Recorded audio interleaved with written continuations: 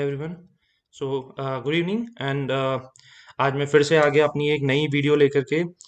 और जिसने पुरानी वीडियो नहीं देखी है पहले जा करके उस वीडियो को देखो, बिकॉज वहाँ मैंने कुछ स्टॉक्स शेयर करे थे और लास्ट में मैंने जाते जाते लिखा था कि अगर किसी की पर्टिकुलर स्टॉक को लेकर के या किसी स्क्रिप्ट को लेकर के कोई क्वेरी है तो मैं उसको वीकेंड पे रिव्यू कर सकता हूँ। I mean we can discuss those stocks specifically on weekends, because time होता है, आपके पास भी थोड़ा टाइम रहता है और मेरे पास भी टाइम रहता है और एनालिसिस करने के लिए भी थोड़ा सा इजी हो जाता है चीज़ों को। तो before I start this video मैंने एक लंबी पूरी लिस्ट बनाई है, बहुत सारे कमेंट्स आए थे उसमें, और मैंने लिस्ट बनाई बैठ करके। अब वो इतने सारे स्टॉक्स हो गए हैं कि आई थिंक सारे स्टॉक्स को रिव्यू करना तो मेरे लिए भी थोड़ा सा डिफिकल्ट होगा, बट लेट्स सी। मैंने लिस्ट बनाई है और मैंने अपना एक होमवर्क भी करके रखा है ताकि मैं क्विकली उन चीज़ों को बता सकूं। But before I start that particular video, मैं पहले बताऊंगा कि मैंने दिवाली पे कुछ पिक्स शेयर करे थे और उसने रीजंस क्या थे बेसिकली शेयर करने के लिए। तो ये बेसिकली एक पीडीएफ थी जो मैंने अपने टेलीग्राम चैनल के ऊपर अपलोड करी थी। उसके अलावा जो मेरे व्हाट्सएप ग्रुप्स हैं, मैंने वहां पे ऑलमोस्ट सारे लोगों को शेयर करा था उस चीज के लिए। तो दिवाली पिक में सबसे पहला जो मेरा एक स्टॉक था वो था डॉक्टर लाल पैथलैब। डॉक्टर लाल पैथलैब वो था उस टाइम पे कुछ 2174 के आसपास, 2174 रुपए का चल रहा था। बेसिकली रीजन क्या था इस स्टॉक को शेयर करने का, अगर मैं एक एक जेनरिक अगर मैं एक रीजन लेकर के चलूँ, आप देखो कि एक पैंडेमिक सिचुएशन चल रही है, ठीक है। लोग रेगुलर बेसिस पे अपने टेस्ट करा रहे हैं। पहले एक टाइम ऐसा हुआ करता था कि जहां तब लोग टेस्ट नहीं करवाते थे, कहते साल साल भर निकल जाता था। जब कोई बीमारी हुई डॉक्टर ने कभी लिख करके दे दिया कि टेस्ट करवाने, तो करा रहे हैं। अभी क्या हो रहा है कि लोग हर 3 महीने हर 6 महीने में जाके टेस्ट करवा रहे हैं। और टेस्टिंग के लिए हमारे पे कौन सी अच्छी कंपनीज हैं, एक डॉक्टर लाल पैथलैब है, एक थैरोकेयर है। यूजली बंदा टॉप 2 3 कंपनीज प्रेफर करता है और कहीं ना कहीं डॉक्टर लाल पैथलैब का नाम आता है इसमें। दूसरा, पैंडेमिक सिचुएशन में इतने सारे कोविड के टेस्ट हो रहे हैं, तो कहीं ना कहीं इन कंपनीज को बिजनेस एक रूटीन में एक अच्छा बिजनेस मिलना शुरू हो गया है, ठीक है। तो मैं उस व्यू से भी लेकर के जा रहा था इसको। और कुछ मैंने फंडामेंटल पॉइंट्स निकाले थे इस स्टॉक को लेकर के कि कंपनी के पास बेसिकली उसके पास डेब्ट्स नहीं है, मतलब कहीं से कोई लोन नहीं ले रखा कंपनी ने। अब लोन नहीं लिया हुआ तो ऑटोमेटिकली कंपनी जो है बेसिकली एक फाइनेंशियली सिक्योर्ड कंपनी है, जितना पैसा कमाएगी अपनी ग्रोथ में लगाएगी या फिर उनके प्रॉफिट्स में आता जाएगा वो। तो वो एक अच्छी चीज थी जहां पे कि बेनिफिट दिख रहा था। प्लस मैंने थोड़ा सा टेक्निकल एक व्यू निकाला था जो मुझे लगता है कि एक फर्दर अपसाइड दिख सकती है। ये मैंने शेयर करी थी चीज, बट मैं फिर से बता रहा हूँ। अब हो सकता है प्रॉब्ली इसका जो स्टॉक का प्राइस है थोड़ा सा और ऊपर हो। जो उस टाइम 2174 पे शेयर करा था, आई थिंक वो प्राइस नहीं होगा। ठीक है। इसके बाद मैं आ गया था एक नेक्स्ट स्टॉक पे विच वॉज सीडीएसएल, जो हमारी डिपॉजिटरी सर्विसेज होती हैं, जहां पर हमारे डीमैट अकाउंट जिनके जहां पे खुलते हैं। बेसिकली एक ये है डिपॉजिटरी जो सर्विस देती है उस डीमैट अकाउंट की, राइट। तो ये स्टॉक भी थोड़ा सा अच्छा लग रहा था, इसका भी प्रोफाइल बढ़िया था। वीकली चार्ट के ऊपर इस पे एक पोल एंड फ्लैग टाइप का पैटर्न बन रहा था, यानी एक बहुत अच्छी अपसाइड थी। तो ये मैंने शेयर करा था 495 रुपीज पे, और आई थिंक ये कल स्टॉक अपना 52 वीक हाई बनाया है इसने, अराउंड 560 565 ऑड लेवल्स पे। तो अभी तक दिवाली से लेके अब तक ये वाले स्टॉक्स अच्छा रिटर्न दे रहे हैं। और आई थिंक मुझे लगता है कि आने वाले टाइम में भी कुछ बढ़िया रिटर्न दे सकते। तो now will come over to the analysis, जो हमें एक्चुअल एनालिसिस करने हैं। मैंने यहाँ पे एक पूरी की पूरी एक लिस्ट बना करके रखी है, उन लोगों की लिस्ट जिन लोगों ने स्पेशली आके इतने सारे कमेंट्स करे, इतने सारे लाइक्स करे, तो आई थिंक मेरे को लगा कि उनके लिए एक वीडियो बनाना चाहिए। तो सबसे पहला जो मेरे को चार्ट मिला था, इट वाज मारुति। मैं इसको जरा,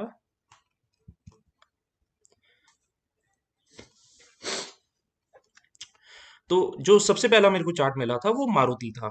अब मारुति का मैं डेली चार्ट खोलता हूं अगर, ठीक है, तो मैंने अपना एक होमवर्क करके रखा हुआ है ताकि मैं इसको क्विकली बता सकूं। मैं नहीं चाहता कि टाइम वेस्ट हो, मैं चीज़ों को पहले देखूं, एनालिसिस करूं, फिर मैं आपको इस बारे में बताऊं, तो आई थिंक उसका ज़्यादा कुछ खास फायदा नहीं है।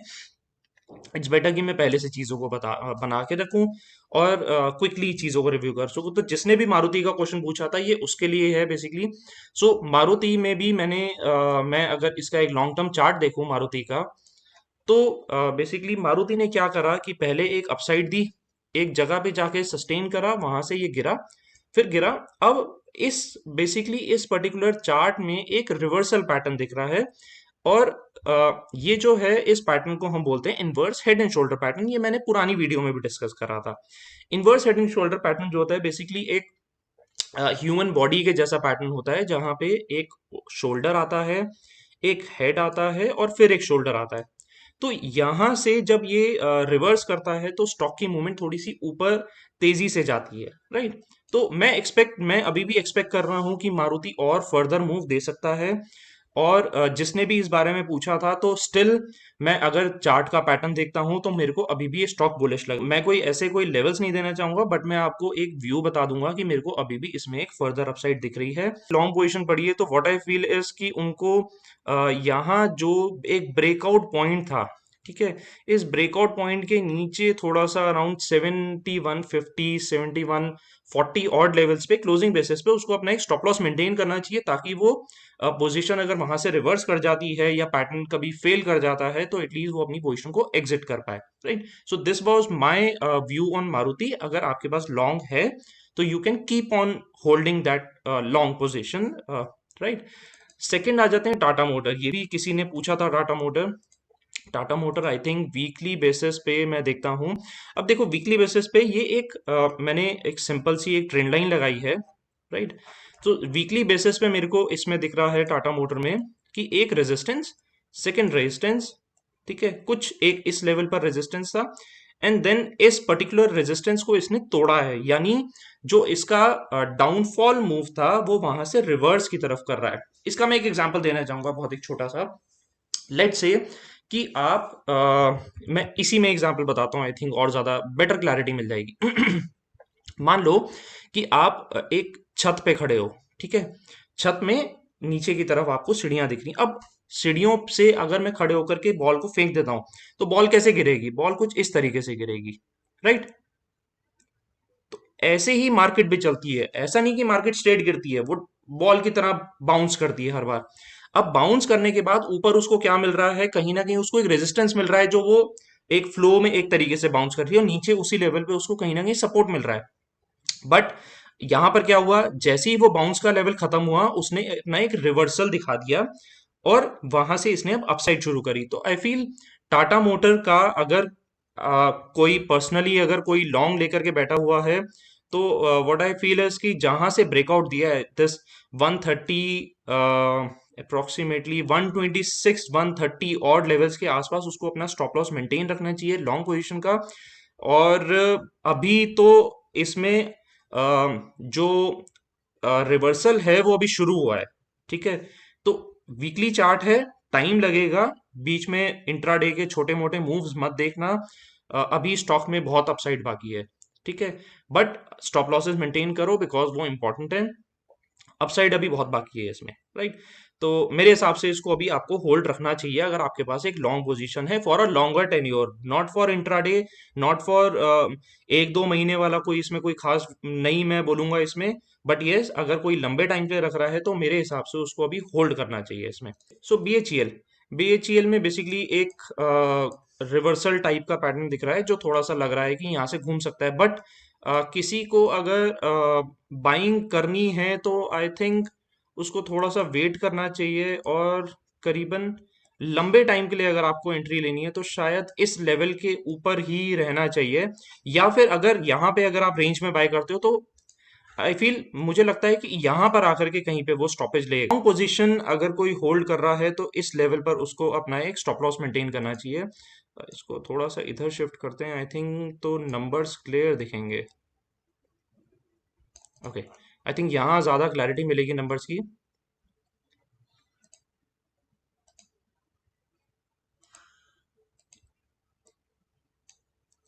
ओके, सो बीएचईएल में अप्रोक्सीमेटली 26 रुपीज 28 रुपीज का एक और लेवल्स का जो सपोर्ट है वो वहां पे मिलना चाहिए। और मेरे को लगता है कि अगर यहाँ पे इसने कोई अपसाइड दिखाई तो कहीं इस रेंज में आकर के इसको होल्ड करना चाहिए 43 ऑड लेवल्स के आसपास। तो अभी अगर मैं कंपेयर करता हूं तो मेरा रिस्क रिवॉर्ड भी फेवरेबल है, बट थोड़ा सा अगर कहीं डिप मिलता है तो शायद यहाँ पे बाइंग बन सकती है। ठीक है, but again stop losses is necessary, वो आपको रखना ही पड़ेगा उसमें।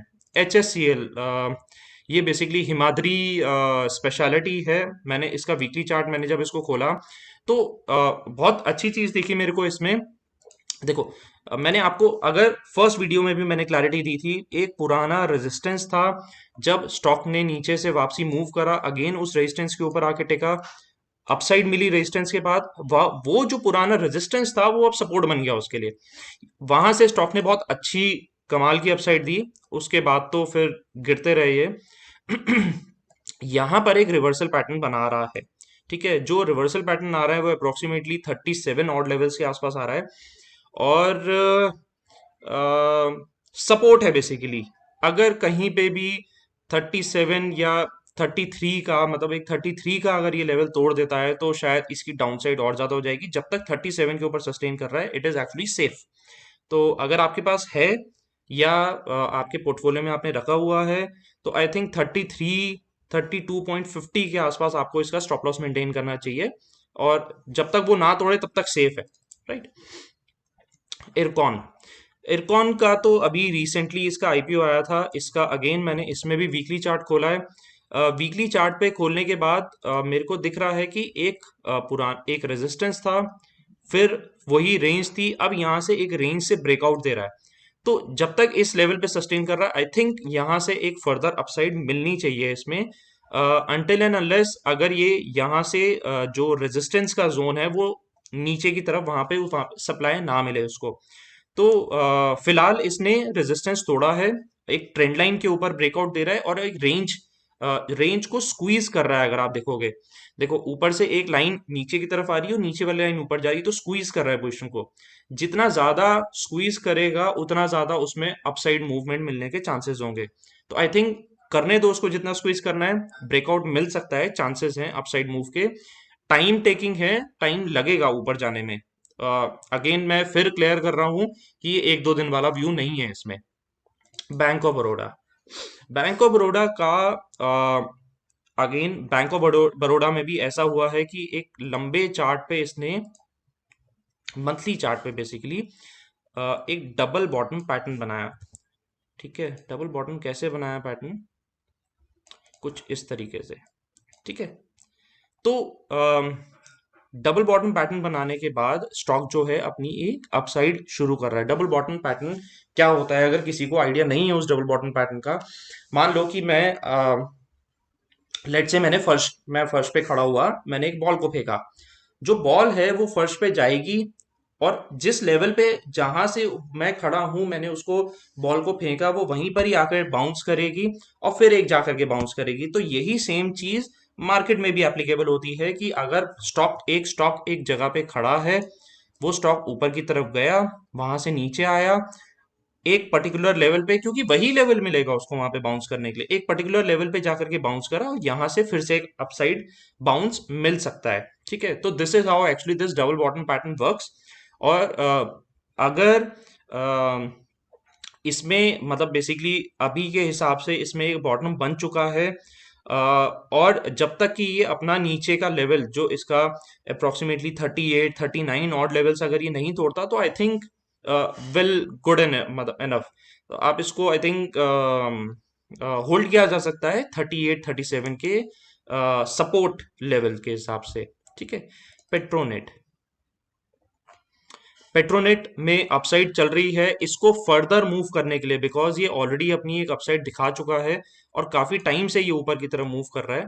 ठीक है, तो इसको फर्दर अगर अपसाइड दिखानी है तो इसको ये लेवल जो है वो तोड़ना पड़ेगा वीकली क्लोजिंग पे। मैं रिपीट कर रहा हूँ, वीकली क्लोजिंग पे इसको ये लेवल तोड़ना पड़ेगा, तो ही इसमें एक स्ट्रॉन्ग अपसाइड मिलेगी। और हो सकता है कि ये छोटा सा अभी फिलहाल के लिए एक रेजिस्टेंस का काम करे।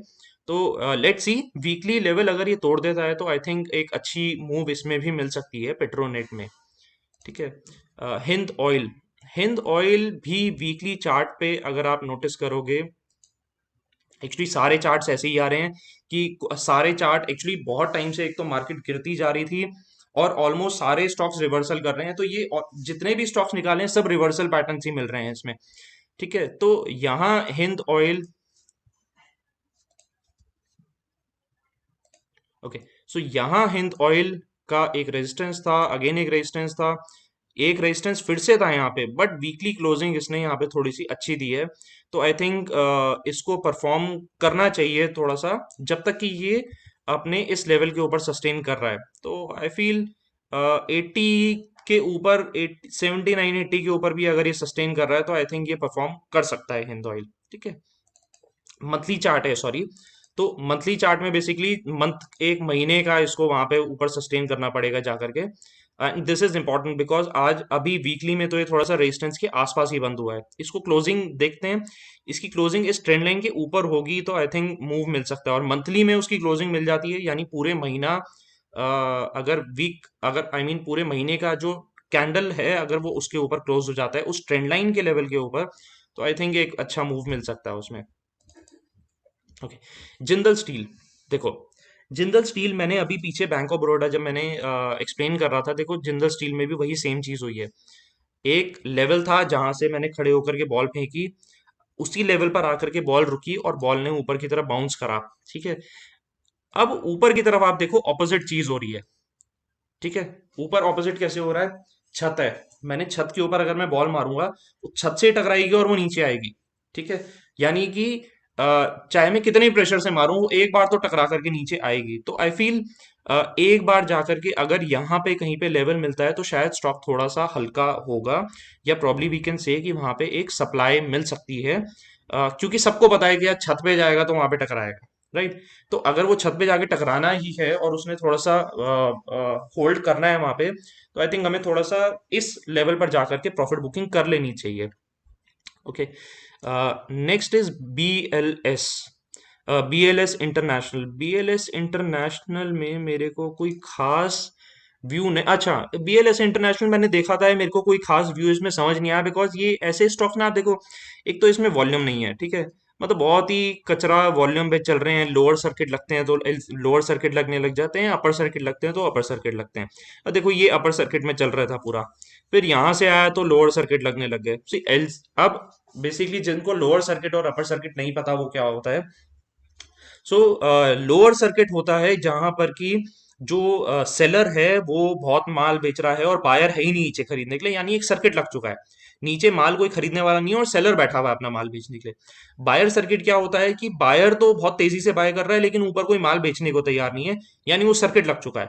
मतलब ओनली बायर और ओनली सेलर, ये डिफरेंस होता है लोअर सर्किट और अपर सर्किट में। ठीक है, तो मैं BLS इंटरनेशनल पे कोई व्यू नहीं देना चाहूंगा, और रैदर मैं पता नहीं क्यों, मैं शुरू से मेरे को कचरे स्टॉक्स में कोई मजा नहीं आता मेरे को इन सब चीजों में। ठीक है, मॉर्पन लैब्स, मॉर्पन लैब्स भी अगेन थोड़ा सा लो वॉल्यूम स्टॉक है। अब लो वॉल्यूम कैसे आता है, देखो कैंडल में देखो विक्स मिल रही हैं, बड़ी बड़ी शैडोज मिल रही हैं। शैडो क्यों बनती है कैंडलस्टिक में, कि जहां पे लेट से किसी ने माल खरीदा एक ही दिन में, या एक उस जितने भी दिन की कैंडल स्टिक होगी उसी दिन किसी ने माल खरीदा वहीं पर ही ले आके बेच दिया, होल्ड नहीं करा, मतलब कोई घर नहीं लेकर के क्या स्टॉक को। ठीक है, तो वही चीज इसमें बन रही है, देखो बड़ी बड़ी जब फिक्स बन रही है तो थोड़ा सा या तो वॉल्यूम का इशू होता है, या शायद बायर इतना कॉन्फिडेंट नहीं है या सेलर इतना कॉन्फिडेंट नहीं है जो माल को होल्ड करे। स्टिल मुझे लगता है कि एक बार ये 34.95 35 ऑड लेवल्स पे जाकर के थोड़ा सा रुकेगा, या शायद हो सकता है वहां पे सस्टेन करे। फर्दर अपसाइड जो इसको मिलेगी वो 35 ऑड लेवल्स के ऊपर ही मिलेगी आई थिंक, उससे पहले तो मुझे कोई लॉजिक नहीं दिख रहा अभी फिलहाल यहाँ पर। एडलवाइस एडलवाइस भी देखो अगेन, एडलवाइस में भी वही प्रॉब्लम है, अपर सर्किट लोअर सर्किट वाला सीन है, या तो बायर ही स्ट्रांगली बाय करता रह जाता है या फिर लोअर सर्किट जब लगते हैं तो सेलर ही स्ट्रांग रहता है। तो इन पर्टिकुलर स्टॉक्स में क्या इशू आता है कभी कभी, कि आप मान लो कि मैंने फॉर एग्जांपल मैंने 54 50 60 के लेवल पे कहीं पे बाय कर रखा है, अभी तो अपर सर्किट मिल रहा है, मैं इंजॉय कर रहा हूँ। क्यों, क्योंकि बायर है, मैं बायर तो नहीं हूं, मैं तो सेलर हूं, मैं तो कभी भी बेच सकता हूँ माल को। बट द प्रॉब्लम इज किसी दिन भी जब ये लोअर सर्किट लगने शुरू होते हैं, अब देखो आप यहाँ के लेवल पे, यहाँ के केस में क्या हुआ, जिस दिन लोअर सर्किट लगने शुरू होते हैं तो सेलर ही सेलर होता है, आपको माल बेचने का मौका भी नहीं देगा कभी। तो इतने ऐसे स्टॉक्स में आई थिंक ठीक है, मतलब आपने कभी, आपको अच्छी कंपनी है आपने पोर्टफोलियो में डाल लिया, आई थिंक वो तब तक ठीक है। बट ऐसे स्टॉक्स में मुझे नहीं लगता कि हमें कुछ खास करना चाहिए। ठीक है, क्योंकि आप ये देखो, जब जब एलसी लगने शुरू हुए इसमें तो फिर ये नॉन स्टॉप गिरा। यहाँ कितने लोगों ने नीचे जाकर के बॉटम पे बाय करा और उनको खरीदा। ठीक है, तो फर्क पड़ता है इन सब। इट्स बेटर कि लिक्विड स्टॉक में करो लॉन्ग, क्योंकि हमें, हमारा फोकस क्या है, हमने लॉन्ग टर्म सस्टेन करना है मार्केट में। ऐसा नहीं कि आ जाए और एक साल में पैसा डबल करके निकल गए। पैसा डबल हो भी जाएगा ना एक साल में, तब भी मार्केट में ही रहना है। लिक्विड स्टॉक्स में करो, अच्छी कंपनीज में स्टॉक्स खरीदो, ताकि लंबे टाइम के लिए एक अच्छा पोर्टफोलियो बन सके। ठीक है, बायोकॉन। बायोकॉन अच्छा है स्टॉक, सही लग रहा है। वीकली चार्ट अगर मैं इसका देखूं तो एक अच्छी मूव दे चुका है। मुझे लगता है कि अगर ये लेवल ऊपर का यहाँ पे अगर ब्रेक करता है, फर्दर अपसाइड यहाँ से मिल सकती है। तो अप्रोक्सीमेटली देख लेते हैं।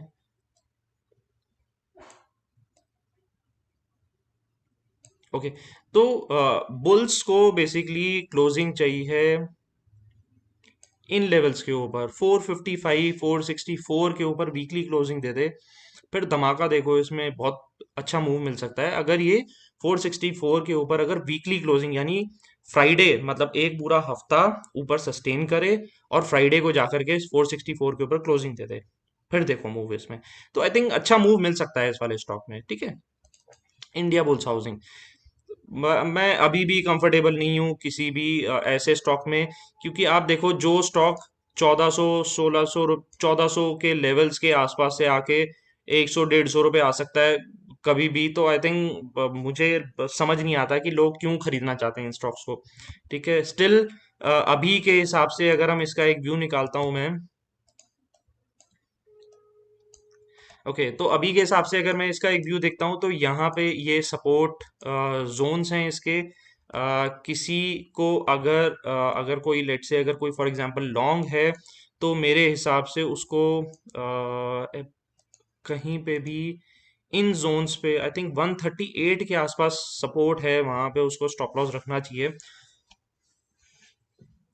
138 137 ऑड लेवल्स के आसपास आई थिंक उसको स्टॉप लॉस रखना चाहिए मेरे हिसाब से।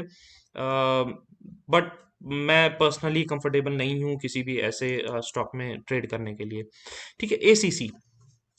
एसीसी जैसे मैंने आपको पुराना एक कभी एक एग्जांपल दिया था जिंदल स्टील पे, कि अगर मैं एक बॉल फेंकता हूँ, वो छत पे टकराएगी, वो एक बार तो नीचे आएगी। Same same actually happened with ACC. एक जोन था देखो जहां पर की सप्लाई मिल रही थी, यानी सेलर्स जो थे थोड़े से अग्रेसिव थे, तो उस जोन तक आने की इसने कोशिश करी और वहां से एक बार सेलिंग मिल गई।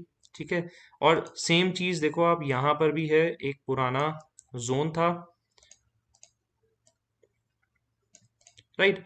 तो एक ये पुराना जोन था जहां पर इसको सेलिंग मिल रही है बार बार। पहले कुछ हफ्तों पहले भी मिली थी, यानी आई मीन पिछले साल मिली थी रादर इसको, 20 मई 2019 के आसपास, जब ये 1700 1750 के लेवल पर आया था, वही सेम चीज इसको फिर से मिल गई यहाँ पे। तो ये लेवल एक बार क्रॉस हो जाए तो हो सकता है एक बार ये यहाँ पे एक रेजिस्टेंस मिलेगा इसको 1850 ऑड लेवल्स पे।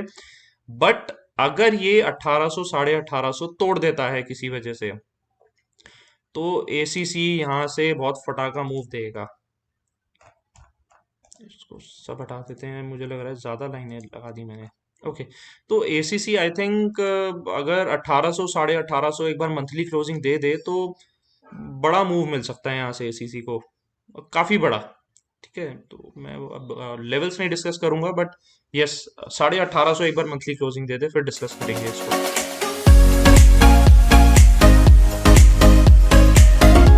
For the interruption everyone, I think बहुत सारे लोगों ने स्टॉक्स भेज दिए थे और ये ना बहुत लंबी लिस्ट हो गई। मुझे आइडिया नहीं था कि ये इतना ज़्यादा टाइम लग जाएगा, और मैं नहीं चाहता कि एक एक घंटे की बहुत लंबी लंबी वीडियोस बनाऊं, ताकि लोग ना बोर ना हो जाएं चीज़ों को देख के।